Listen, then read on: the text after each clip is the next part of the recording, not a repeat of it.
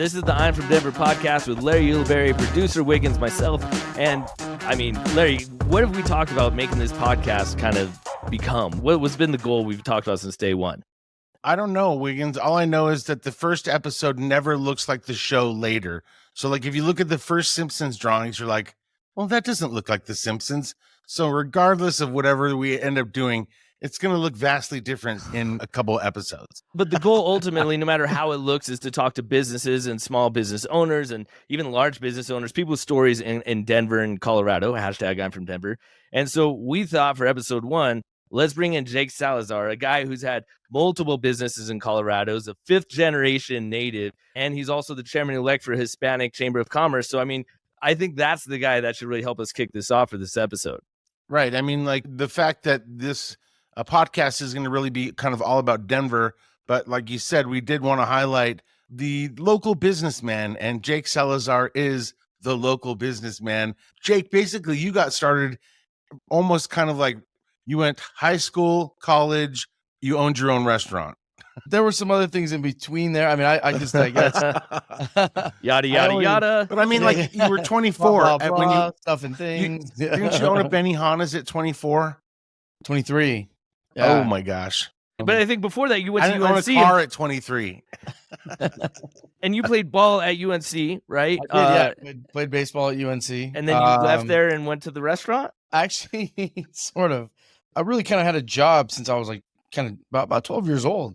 I used to load trucks in my dad's warehouse all year, and then during the summertime especially. So I always kind of had that before I went to school. And then once I got picked up and I got the scholarship to play baseball, you know, once you go and you play ball in college, you know, they kind of own you. So you're really kind of dedicated to that game.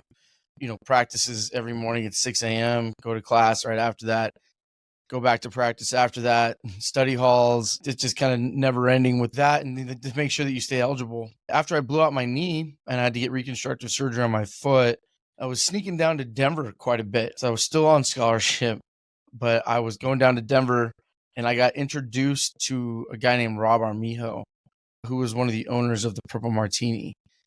And before I knew it, I had kind of started getting introduced to everybody in Denver. And Larry, I want to ask you this. Everyone used to talk about purple something from the radio station. Was that Purple Martini that everyone would go to? Mm-hmm. Yeah, it was Purple Martini, Club Purple. Okay. Because everyone from the KS 175 would go out to that, and then Larry in the morning show, everyone got up at 4 a.m., so I never went.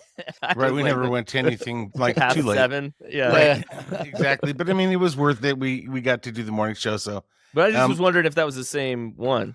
Well, I know it was. Unfortunately, I was probably going to bed right when you guys were waking up. Right. So exactly.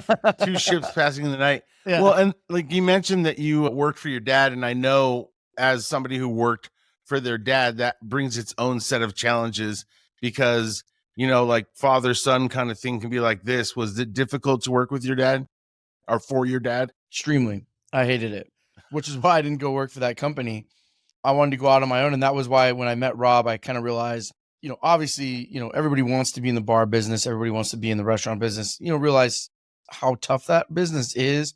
So to kind of stay on top of it, I mean, it's definitely a young man's game. Well, there's not no a lot of question about margins in that, right? Like, I mean, There you actually really have is if you do it right. There is. The problem is, you know, you can run a bar, you know, right into the ground because, you know, you're doing the Scarface thing, right? Getting high on your own supply. Right. Constantly, you know, giving out free free shots drinks for everybody. Exactly. Right. Which And is no, fine and that's to do true. every A now lot and then. You know, stay on top of that as a bar. Having a restaurant, you know, you have more opportunities to make more margins on the food. Having a higher end restaurant, you can ding people with things that they didn't realize they were even going to get charged for. You know, and those kind of easy, simple things. People don't pay attention to how much sodas cost when they're ordering them. People don't, you know, especially when they're ordering for 5 kids sitting at the table.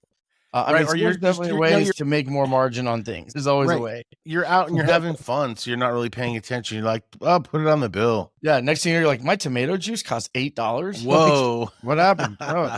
So you transitioned from Purple Martini to Benihana's? Well, so I got in, I started learning it from Rob, and then we went and got the Benihana's franchise. And then, yeah, I ran that for a better part of 5 years. It's actually how I met my wife. And when I got out of that, I had realized, because we had actually made quite a bit of money off of the real estate transaction.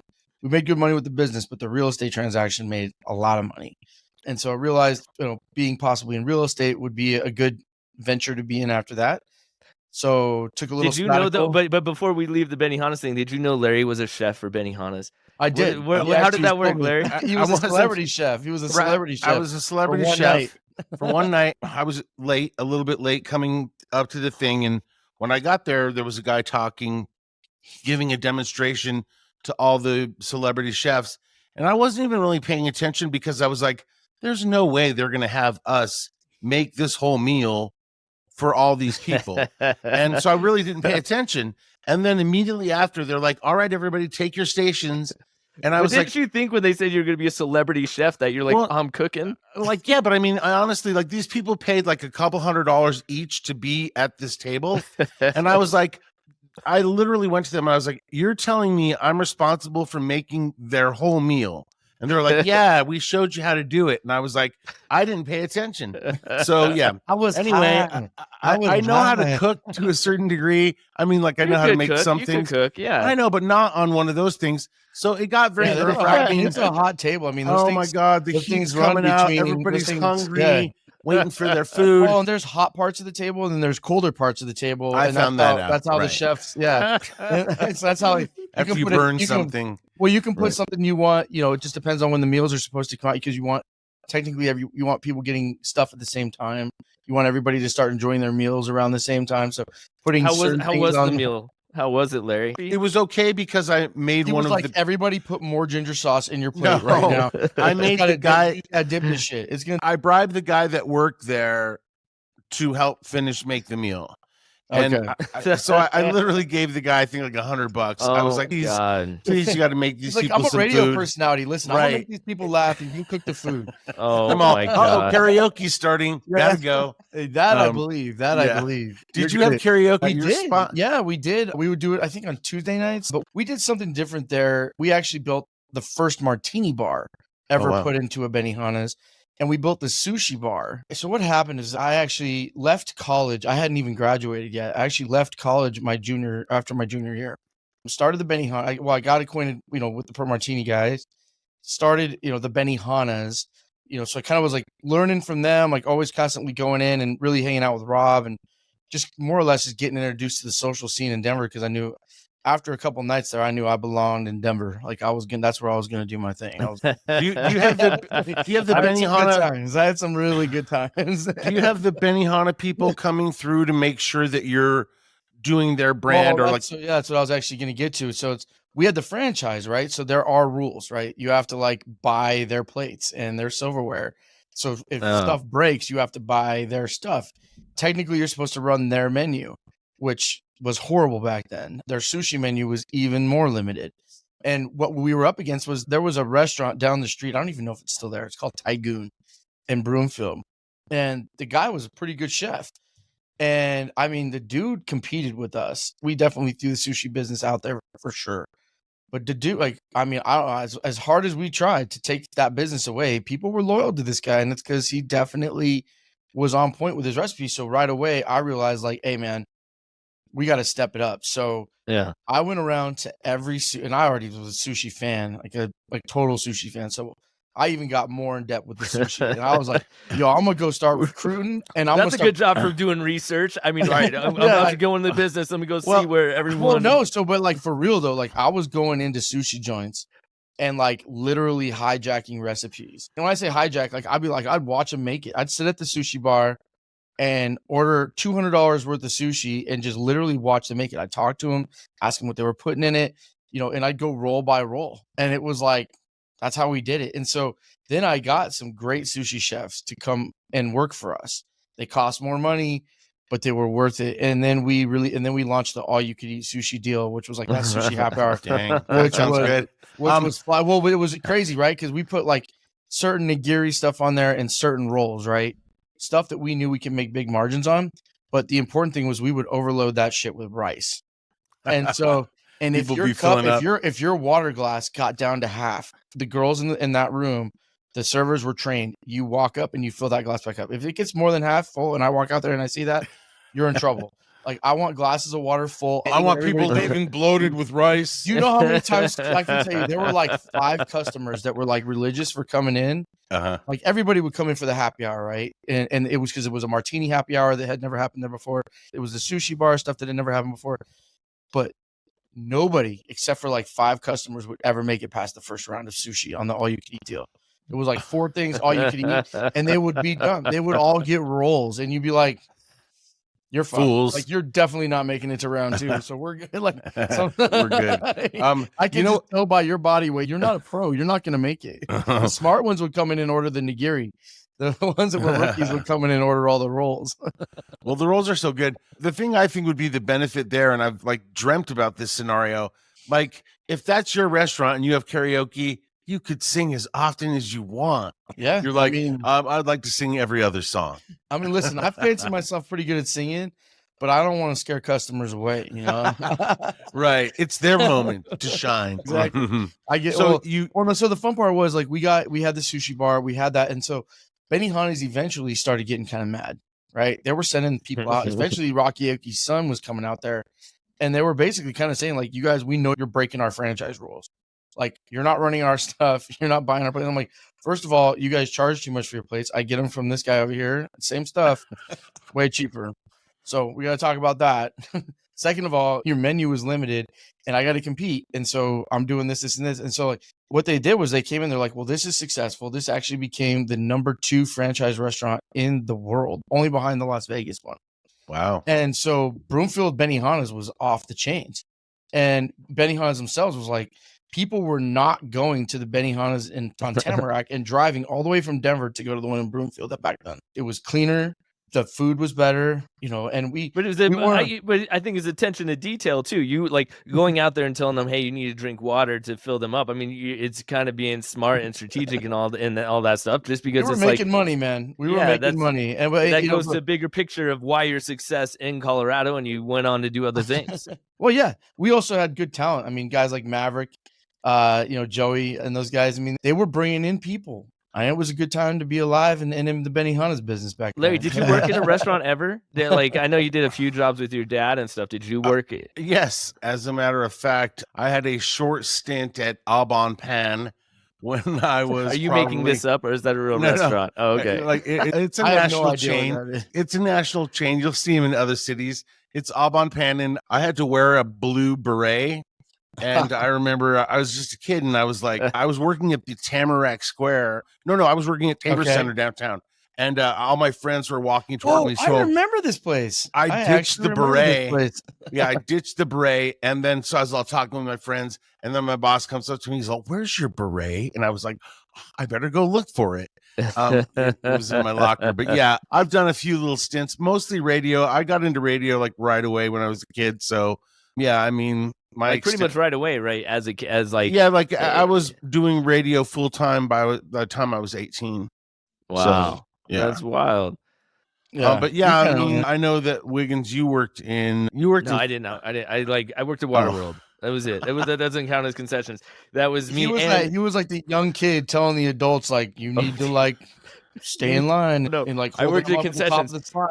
Here's the thing. We're talking about Jake, entrepreneur, and all that stuff. So when I was 15, I worked there. It was the only job you could have. When I was 16, I called him up because I was like, screw this. I don't want to make the worst money there. I want to be a lead. So I just called up the manager, the GM, Mike Shelton, and I said, hey, dude, I worked there last year. I really just want to be a lead. And so he said, just because of that, he made me a lead. But I didn't hit puberty till like 20s. So when I looked like I was 9 years old, so you're talking about that, I would wear my Hawaiian shirt as a lead. I would hear the customers be like, I need to talk to your manager. And then I'd come up to them like, what seems to be the problem? And they like immediately like calmed down because they felt like they were like yelling at a 10-year-old.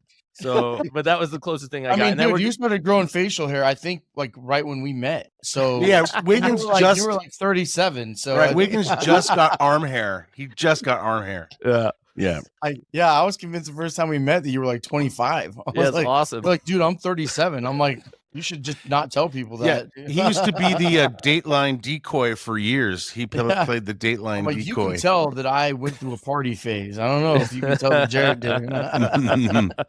Yeah, no, it's the worst. All my friends now, same age, they're all gray hair and all that stuff, and I don't have a single gray hair yet. I imagine when Yeah. I'm 60. No. Here's what's weird is like I was telling my barber because I'm starting to get a little bit of gray hair here, right here, and there's like a couple right here. So I was like kind of stressing out about it. So I told my barber, I was like, "All right, dude, what's our plan? Like, what's the plan here?" And he goes, "There's no plan." He's like, "Just let it go." You got to And go I was salt like, pepper, man. "Aren't we You gotta- supposed to like get rid of this?" That's wisdom. Yeah, he goes, "Don't worry about it." He's like, "You don't have the strength to maintain that and like diet all the time." He's like, "I know you. You won't do that." And I was like, "Fine." So like as it comes in, I'm like, "I don't know if that's really the right choice, but whatever." I mean, it is what it is. Gotta let you I know, but once in a while it'll be like an eyebrow. You'll see one in an eyebrow, and you'll be like, well, "What?" when you get the one, that's annoying, right? You got to pluck that out. Mhm. But like, yeah, when they all Exactly, but know, they like, say let that go. Man. All of a sudden, you're like Mr. Miyagi. Like everything you say, everybody's like, he's got to be right. He's got wisdom up there, man. no, for sure. They say if you pluck one gray hair, like 10 come to its funeral. Is that how it goes? Yeah, but you don't want to end up being Rudy Giuliani. Remember when he was at that press conference and he had Just all that dye sweating coming down his face? Yeah, I don't mean, want to be Do you that. remember the infomercial where you're never going to be Rudy Giuliani. We don't have to worry Never. about that, bro. Do you guys remember the infomercial where the guy has like set it and forget it, but he would show you about curing your baldness before he showed you the machinery about rotisserie a chicken? You remember that? Like the hair in a can, or they would Yeah, spray the person's he hair. would pitch the hair in a can minutes before he would pitch you on the rotisserie chicken. He's all, It was the same spray. It was the same spray that you put on the chicken. You're like, let's brown that chicken. And now we know why that whole generation got cancer. Yeah. Exactly. Dear Okay, Lord. back to Jake, because so you worked in the restaurant business and then eventually you got out of that, right? And you went into a whole different direction, which we got to be careful how we phrase the verbiage on that. Yeah. But Well, actually, first I got into real estate. oh, okay. And so we'd given a hard money loan to a Sotheby's brand. It was actually called Legendary Properties. That became a Sotheby's. And what I realized was that Realogy was the company that really owns everything. So they own Sotheby's, they own Century 21, they own Coldwell Banker. And I was really not impressed with how that all works. It basically, people use the brand to sell the home, and the agent should be the one that does that. So, which is why I kind of really got to respect, especially in the higher end market, for the Kentwood agents, specifically a woman named Edie Marks, who really has controlled kind of the high end market around Denver for a long time. She's been the number one rep for forever. And back then she was absolutely number one. I don't follow it as much now, but back then Edie was the one you went to. And so I actually made a pretty good friendship with her. And instead of going and doing the Kentwood thing, I actually went and started my own brokerage. And I took a bunch of the Sotheby's people. Jake doesn't do anything half-assed. If he's going to do something, he's on it. Like, he doesn't start as a little agent and work his way up. He's like, I'm buying a real estate company. I actually didn't buy it. I Okay. actually started it. There was a whole other thing, and I don't want to throw this other guy in the bus, so I'm not even going to go there. But what had happened was we'd actually got this Coldwell Banker, and I, one night, was on a bottle of scotch and went online to find out how these companies had set themselves up to be Coldwell Bankers. And what I realized is that the Devonshire company in Cherry Creek hadn't set up their stuff right with the Department of The domain people? Well, so what had happened was to have a real estate agency, you had to have the domains, you had to have the LLCs, and all the naming rights, trademarks, everything has to be done for you to put like actual repeat signs in people's yards. And the Devonshire company in Cherry Creek hadn't done any of that. And I actually was just online trying to figure out how they had set their stuff up so I could apply. And I had every intention of calling it something else. It was actually going to be called Marquee Coldwell Banker downtown. And what I realized is that they hadn't protected any of their name. So I just went online and for like $400 registered everything one night.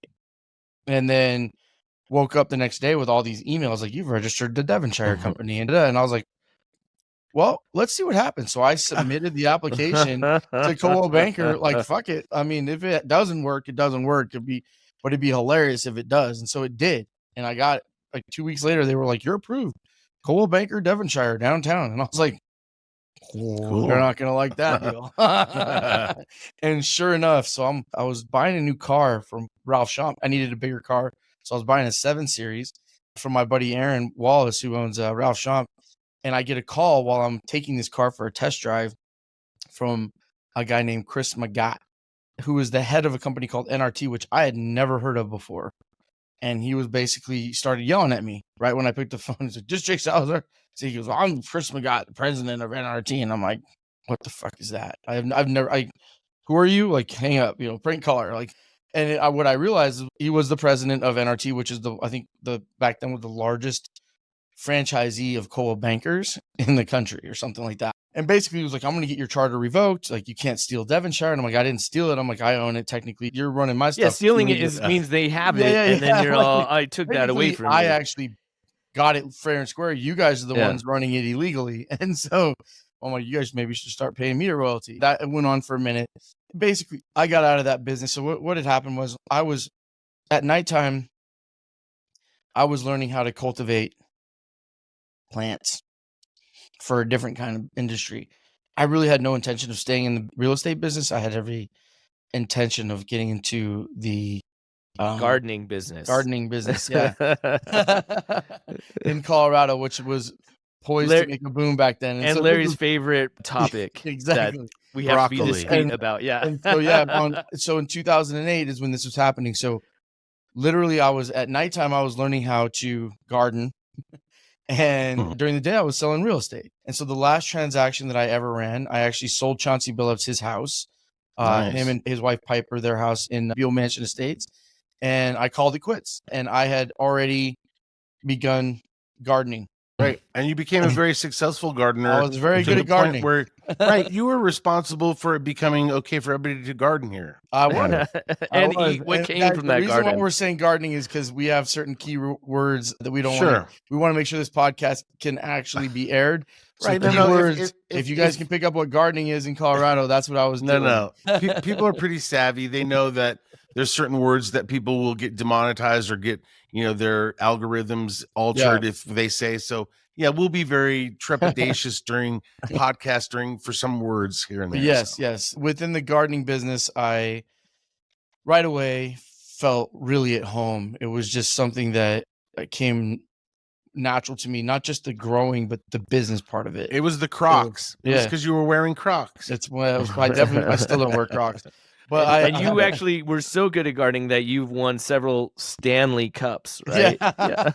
I won an awful lot of gardening awards. Ho, ho, ho, green giant. But the business side was fascinating. It was exciting. It was, It was the Wild West. But it was awesome. I mean, it was everything, man. It was politics. It was the business. It was, it was creating jobs for people and how excited they were to come in and get these kind of jobs. I mean, everybody that was coming in really felt like they were doing something that had never been done before. And so the loyalty that you were getting out of people and the things that were happening, and it was rock star level. Well, yeah, when we were a company that was like at the forefront of all of it. And then, becoming, a leader within the industry group and, speaking in front of Congress, speaking in front of the Senate, speaking in front of the governors. I mean, the first politician that I ever went to DC to lobby was Jared Polis. The first office I ever walked into in the halls of Congress in DC was Jared Polis. And obviously, how does that work? Does that go on behalf of you, or do you go in on behalf of the MMJ America? No, I go on behalf of the industry. And so at the time, I was the vice chairman of the broccoli group. Oh, yeah, sorry. Of the gardening group. The legal broccoli group. Well, I was the vice chairman of it. And I mean, this is a big organization in Colorado. I mean, it's still there. I was one of the founding members, and I was also, there lobbying for gardening. And so, we set up with our lobbyists to say, okay, we're going to walk into all these offices and we're going to pitch them of why they should back our policies. And they were like, well, I was really nervous because I was like 30 years old. I mean, this is 14 years ago. And I'm like, what do we say to these people? Like, we're going to kind of admit what we're doing, right? Like, I kind of had never really come out of the shell with that before. And we're going to do it right in front of a politician. And we walked in there, and his staffers and him were so inviting. It was so cool. It was such a good experience. And it really, we really like your broccoli. He really does like that. He's a big proponent of free market business. I mean, I love Bullis. He's always been great to No, me. he's great. You know, the staffers were super cool though, right? So we were there for like a week, and every night that we were there, you know, we met different politicians across the board. You know, and we met with the ACLU. Yeah, how does that work? You have a whole itinerary and schedule of when go So, here, like, go your here at lobby this is set time. up, and you just go walk in, and like if you've ever been to DC, all these different buildings are there. You know, and if you go like Congress and Senate, like there's actual underground tunnels that take you to all these meetings. It's nuts. It's like Disney World, except for Washington. Larry, DC. why you would have been perfect to go Congress and Why? Because I'm it's George like, Santos. you should put on the Because I can glasses. lie well. It was great, but every night we would meet all the other staffers. Everybody, once they got to know us, everybody wanted to hang out with us. We were hanging out with Polis's staffers every night. They were taking us to Scotch bars, margarita bars. Like they were showing us around town. Like they were like our liaisons. So they would leave the office and come meet up with us, no matter who we met with that day.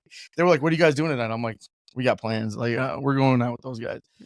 And so it was awesome. And Wow. so like my first taste of DC that like wasn't on a class trip was that, and it was And that means the amazing. politics of it too, right? So that excited you was that politics side of it. I mean, all of it, right? Even especially the guys that didn't like it, you know, because you feel really good when you make that crossover, when they have to cross over, because I would argue now in Colorado that you can't come out against gardening and get elected.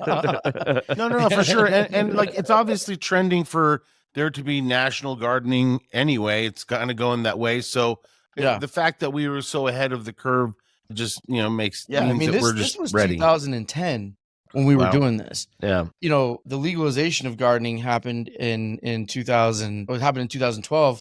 The first licenses, which I was on a recipient of from my downtown locations, were in 2014, the very beginning. And so that whole year of 2014 was one of the most ridiculous years of my life. On top of getting a legal gardening license, multiple legal gardening licenses to do recreational gardening, we also brought the World Stanley Cup. the World Gardening Cup to World Colorado. Gardening Cup. Sure. And you were on the cover of Broccoli magazine a couple times, like on the cover. I definitely was doing some pretty neat things. There's some stuff over here. Okay, let's not mess with the algorithms anymore. Potentially, let's kind of fast forward because I don't want to skip Solari, and I think we do need to get the hip shots, the elixirs, and all that stuff. But I kind of leading into from what you just talked about, is that what got you and led you towards the chamber where you're now the chairman for the Hispanic Chamber of Commerce? Was that what lit the bug for you to be like, oh man, I could get involved with the community and stay involved? I know that that's leap years ahead because that was 2014 and you got into it, but is that what led to the other? Yes. The answer is yes. Rob Armijo from the Purple Martini, he had left town for a while after the Purple Martini had closed down. And he came back, and he was back in the day. The Hispanic Chamber had been trying to get with me when I was doing the Benihanas and real estate stuff. They were actually jockeying me quite a bit back in my 20s, and I just didn't have the time. When Rob got back, and he was like, "Hey, you need to go back and talk to Mike Ferrafino." And I was like, "Well, I know Mike. You know, Mike used to throw this big party every year for the Robbie's Kids Foundation, which is his brother. His brother passed away when they were younger." A foundation that they had set up on his behalf, and it was this amazing Halloween party these guys used to throw every year. So I'd known Mike for a long time. I didn't know him on the professional side. And so, you know, right away I was like, "Oh, well, I know Mike. Like, well, let's go do this." Mhm. And when I first, when we had that first meeting, he was like, "You can't." And I'm like, "What are you talking about?" He's like, "It's gardening. We don't let gardeners on the board." And I was like, "Huh, okay." And so that was a thing. And so it was actually really open to the gardening side of it. The chairperson at the time, who I won't name his name, actually basically said, "Over my dead body, will I let a gardener ever be on this board of directors?" Wow. And so once that chairperson was gone, Mike actually came back to me. I was pretty insulted actually about the whole gardening thing, but he came back and said, "Hey, not everybody on the board felt that way, and we'd love it if you were a gardener over here." There are we could use some gardening.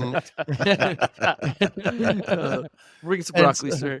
Yeah. And so I accepted the invitation, and I accepted the board seat and contributed, I would say beyond the fair share. Well, can we talk about it? Because I think I myself, I mean, granted, I'm a white guy, but I didn't know much about it. And Larry, I'm sure did you know about the chamber and all the things? I don't know exactly WIGNZ, what they did. As a Hispanic, I get the memos that you don't see. No. I mean, I obviously I've heard about the Hispanic Chamber, but until we met Jake, I didn't really know, the exact, How big it is. function and everything, how Yeah. nice everybody is down there. It's really, really, really You cool. just did the voice of every member of the chamber. No, I mean, with Jake, like we've met everybody down there and everybody's like so nice. Yeah, I mean, the thing is the mood has changed. It's different now. It's a younger, I mean, there's obviously, we have our older members and we love them. The vibe has changed quite a bit. Obviously, Mike has changed the organization. I mean, frankly, when I came on, they were barely, breaking even. And so, well, what's the point of the chamber? What do they do? And like, as you say, members and all these other things, but if someone doesn't know how it all works, how kind of give us the breakdown of that? Yeah, sure. So the Hispanic Chamber is multifaceted. You've got, we have our legislative committees so we don't take positions on politicians, but we do take positions on policies. And we're very open about that. We don't back candidates, but we do back policies. So policies that are good for the Hispanic business community. And, really, frankly, in the last few years, the Hispanic community as a whole, as it relates to the Colorado economy, we have something to say about it. And so we take positions on all kinds of different topics. As a matter of fact, tomorrow morning, 8:30 in the morning, I'm waking up and I've got calls with our lobbyists and Mike Ferrafino to go over our legislative committees because they're in session right now. So we definitely are very active within policy. The other parts of it are obviously the business side of things and our connections to the politics of Colorado. I don't care if you're left or if you're right. We know them all, and they all show up to our functions. So from the governor to Congress, Senate, you name it, local city councils, they all show up.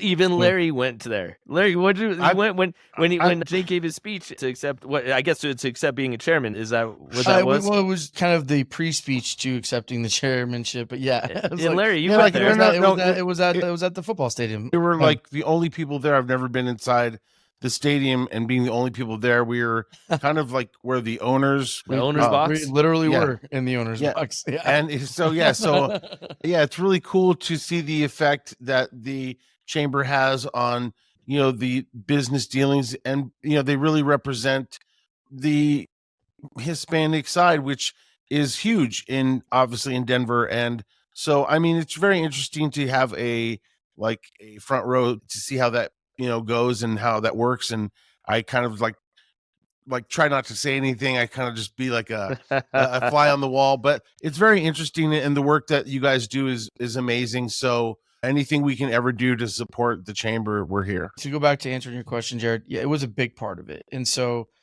I felt honored to be, to be made a member of the board.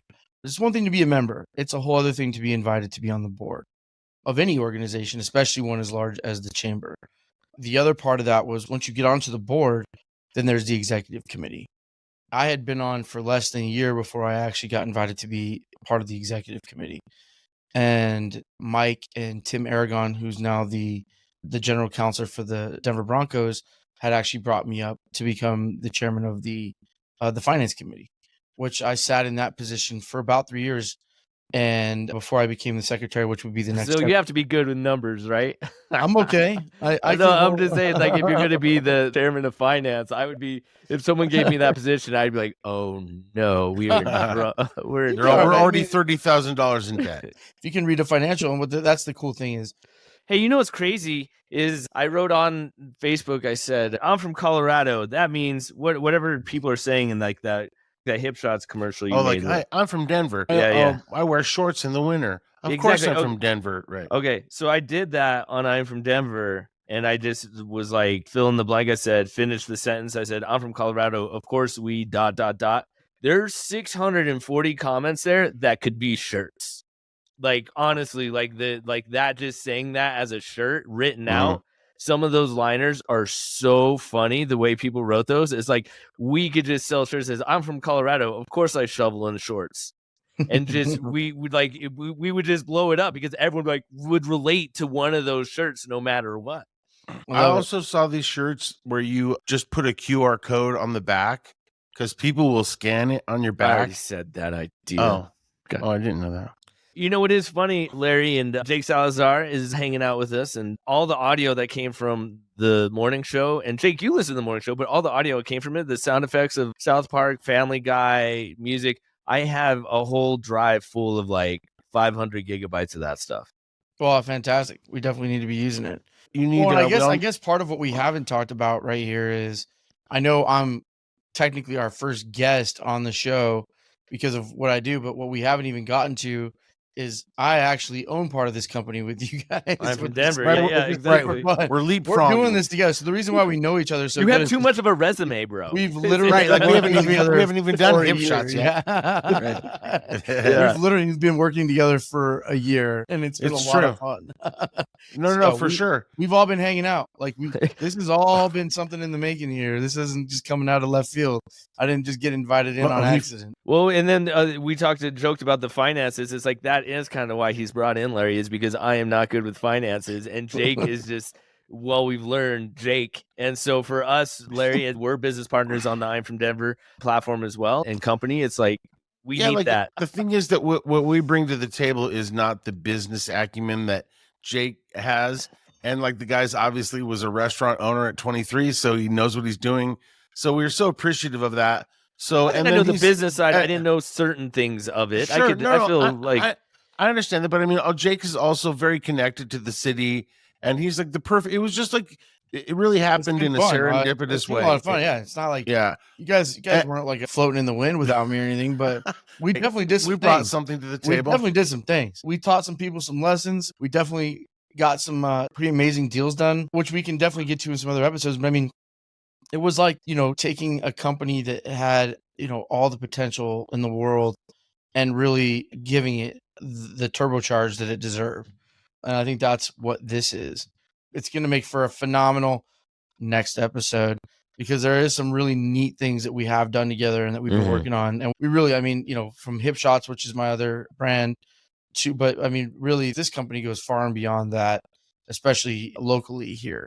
Well, and that was the goal of the podcast, was to talk about local businesses and kind of evolve what we are, right? Like Larry, you're a seasoned vet in the broadcast space. Everyone knows who you are. You know how to entertain. That's kind of what that's side what of I'm trying to bring has. to the table. Yeah. WIGNZ is trying to insist on making this solely an infomercial, but I'm going to try my damnedest to bring the entertainment to it and make sure that it's fun and that we're having a good time. Well, the really fun part, and honestly, to the Colorado audience here and audience abroad, is we're all from Colorado. All three of us were all born here. We were raised here. We all three kind of come from different backgrounds, but we all three were raised here. And only really one of us hit puberty at 22. I hate that word, puberty. I don't like puberty, and I don't like pubic.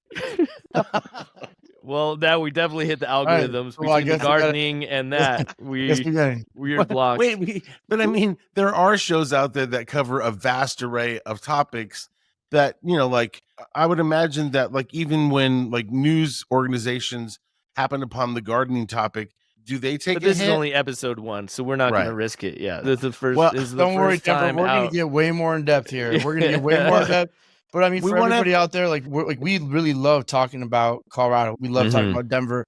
There's a lot of experiences that we've had here, and a lot of people move here, and they come here for one thing, but they realize that Colorado offers so much more. And so it's from fellas that have been around, that have really seen what it looked like before versus what it looks like now. If you there's a lot of throwback. You know what the best part of this is? We don't mean to make fun of you.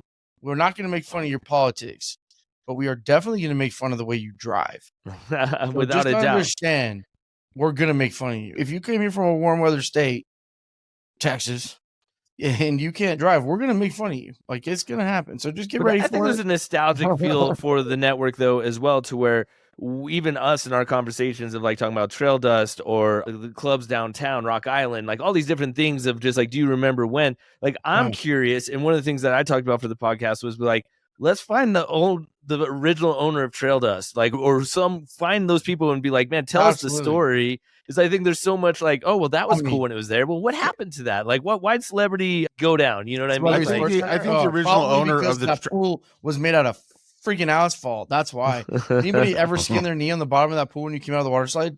Everybody did. The worst. It was asphalt, man. That shit hurt so bad. Can you get any of the stuff on hoodies? Yeah. Obviously, you've not been to the website. Are you pushing the link out? Yes, I'm sharing it all the time. Mm-hmm. He did. You can look at my Didn't page. even know there's a hoodie on the site. Yeah, but I didn't go Or to a the mug. thing. I'm just asking.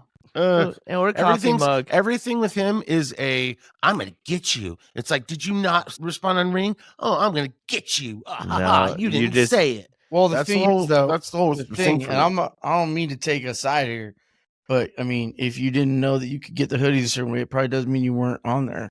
Well, I didn't say I was on there. I never claimed that I was on there. Never claimed it. Just shared the page. Didn't order anything yet. Never claimed it. Yeah, I mean, there's a lot of things that we're doing. We even got the store. We got the I'm from Denver shop coming up. Well, it is up. There's gear. Jake even had bought some hoodies and some stuff from it. I'll be wearing it on more of the podcast. We have a ton of great merch that just started popping in. It is Yeah, definitely hoodies just- and everything. we just put out the first level of what we really ultimately want to do as far as the merch goes, and it's already like popping off. So that's awesome. Yeah, so that's fun. But again, bringing in Jake and becoming part of the brand and what we are, it's like it does all these businesses. That's why we know how to get the shop going on I'm from Denver, right? That's how we know it. But he's doing the same thing with his e-commerce and his product that's in Circle K's everywhere for Hip Shots Elixirs, which we didn't talk about that either. It's on Amazon I as mean, well. yeah, it's on Amazon. It's, we've got it in Circle K's. We've got it in Casey's. We're in thousands of stores in all 50 states. Tell everybody what it is. I mean, it's this right here. We've got energy and sleep drinks. When you walk in, you see this. It's a Colorado brand. It's sitting there on the shelf. It's actually a much healthier version of, say, a 5-hour energy. It's got healthier ingredients. It's basically taking a one a day. It has that caffeine boost that you're going to want. But I mean, honestly, the one that people are falling in love with Is the sleep. are our sleep shots. Yeah. I'm telling you, it's a game changer, and nobody's has a sleep shot. Everybody's like energy. And they need the energy because they don't sleep. Yeah, No, you've got, but and this you've got you got valerian root in there. You've got Yeah, and 5-HTP. You got GABA. You've got a little bit of melatonin. I mean, the combination is incredible. I mean, it's like a mad scientist was like, "You're going to go to bed tonight, and you're not going to feel shitty in the morning." So many people have issues with sleep, and it's because of. I honestly think it's because of our addiction to our screens, our iPads, and our phones. And I think that they tell you stop looking at your TV or your screen like a couple hours before you go to bed. And nobody does that. We just look at it all the way as we fall asleep. And I think it's messing with sleeping patterns. And I think that your sleep shot is a game changer. It really is. Larry, I think you're right about the phone and devices, but I definitely think you're talking about yourself as well. Like, could you? That's how do you think I can't? How do you think I know? Firsthand knowledge. Do you? I'm telling all right, you. so if you can't Says he sleep, knows. will you He's look like, at your phone? Will you look at your phone if you can't sleep? No, here's the problem is all of a sudden, you all get up, go to the bathroom, maybe take a peek at your phone, and then all of a sudden that's my you question. You see an interesting video, and then That's my question. No, everyone does that, but do you really do that? Like, you go to the bathroom, and then because you're up going to the bathroom, you have the need or Yes, the feeling to Mom. look at your phone? I'm just Yes, Mom. asking. I know, but what I'm saying is there's a lot of people that are caught in that trap. It's called the death scroll for a reason. So it's like they've put this on there so you made people addicted to their phone. That's why when you're at intersections and the light turns green, nobody goes because everybody's on their phone. When you go to a public event, everybody's on their phone. Yes, I'm not arguing that. I'm just saying that so if you go to the bathroom and you have the urge to check your phone because you get up you're already asleep for 3 hours, you get up, it's like 4 a.m., you're going to go to the bathroom, and that urge to look at your phone is definitely keeping you awake. Like, you can't look at your phone at all. Like that, you just can't. Like, I just think it's wild that you do that. You think this just came up and I'm just realizing that now? I understand that. That's why I'm saying the sleep shot is amazing because regardless if you look to your phone or not, you're going to sleep and knock out. You're going to get knocked out. And before you wake up, you don't wake up groggy. You kind of just are so thankful because the thing is, sleep is super important. And people, if you go online and you talk about who else is not sleeping, hundreds of people will jump on that post. Is that what you do when you can't sleep because you? Oh my God! It's fine. I just think you gotta Dave Chappelle yourself and put your phone in a lock away safe so you can't look at it till. A lot of people are saying that about the phone situation. You act like you're not constantly on it. It's like you're just. No, that's like not what me. I'm saying. I'm saying in that situation, in that scenario. I'm not saying being. You wake up and look at your phone. You're done. You're up all night. 100%. You're up all night. Yeah. Right. No. And especially if you're again, you I have to have white noise personally. to fall asleep. So I was an only child growing up. So the only thing that puts me to sleep is white noise, which drives my wife nuts. White noise not is white noise. basically Like I it's need just- to have like so what I prefer to do is I put on James Bond movies because I get cool dreams when I'm watching spy movies. So like I feel like I'm like Arnold Schwarzenegger and freaking like Total Recall. Like I'm like living somebody else's life. everybody Like all of a sudden I like fall asleep and I'm like I'm a secret agent. This is Sharon great. Stone. Yeah.